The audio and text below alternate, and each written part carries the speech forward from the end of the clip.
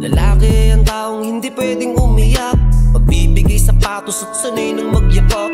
Natuto nang itago ang kanyang mga pasanin, at maging kanyang sarili ay di niya kayang hanapin. At walang karapatan magalusan masaktan, pagkat ika'y lalaki na dapat maunawaan ng lahat. Kasi walang pakialam na kahit kay bigat na sa balikat ang iyong pinapasan. Minsa'y natatahimik at minsa'y napapaisip kung bakit ang pakiramdam ay di pwedeng ipilit. Kailangan mong magsikap kahit maging desperado, dahil di ka pipiliin kung hindi ka asensado. Walang puwang ang awa sa sundalong sugaton, pagkat ika'y lalaki at yan ang nakasanayan na ibigay lahat respeto at pagmamahal, at sila lang ang pwedeng ilagay ka sa kahihiyan. Ika'y lalaki dahil ika'y isang lalaki, ika'y isang lalaki.